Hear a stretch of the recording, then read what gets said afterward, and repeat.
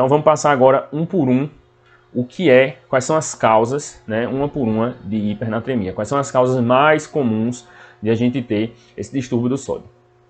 Então, de forma geral, o paciente, além de ele não ter acesso à água, ele está tendo perda. Então ele está tendo perda por algum lugar. E quais são os lugares, quais são os pontos do nosso organismo que a gente pode ter perda de sódio, né? Quais são os lugares? Pele, trato gastrointestinal, perda renal, né? E aí ela pode ser ou por diabetes insípido, central ou nefrogênica, ou por diurese osmótica, e eu vou explicar um pouquinho mais de cada uma delas. Infusão de sódio, e aí nesses casos aí, geralmente é iatrogênica, né? Existe também intoxicação por sódio, tentativa de suicídio relacionada a isso aí, mas são casos menos comuns de se encontrar. E também alterações no centro da sede. Então é aquele paciente que perde água, mas ele não tem sede. Então, nesse caso aí, ele vai estar tendo a perda normal de água, né? Não vai ter uma perda patológica, mas ele não consegue repor porque ele não sente sede, então ele não bebe água.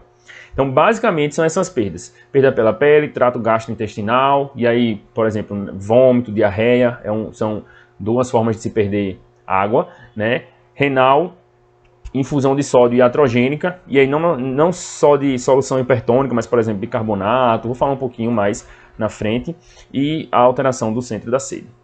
Então, quando é que a gente tem perdas pela pele, né?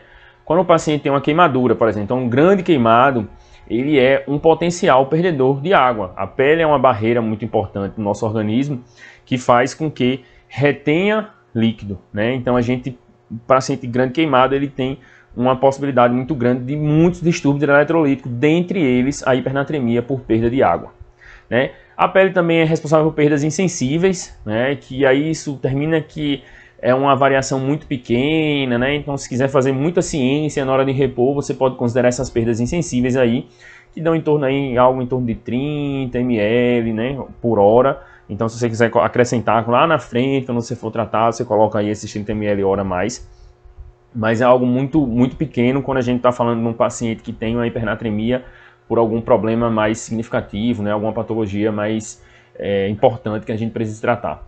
E o suor, né? A gente tem uma perda aí pelo suor de água e particularmente quando a gente está assim, com exercícios extenuantes, né? Então uma sudorese muito importante, então a gente tem essa perda de água. Por quê? O que acontece? O suor, a concentração de sódio que existe no suor é muito menor do que a concentração de sódio do nosso plasma.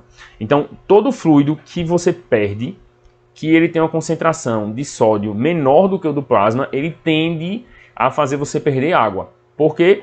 Porque o sódio que saiu ali veio com mais água do que o sódio que está no nosso sangue.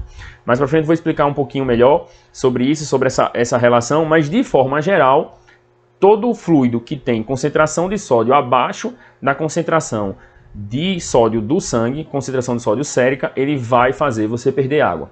Então a concentração do suor é algo em torno de 50 mEq, 55 mEq de sódio por litro, né? Enquanto que o nosso sódio normal é 140. Então, se você perder muitos litros de suor, então aí, ó, exercício extenuante, né? Um esforço físico muito, muito vigoroso, você pode ter uma perda de água relacionada a isso aí. É algo incomum? É, mas é uma possibilidade.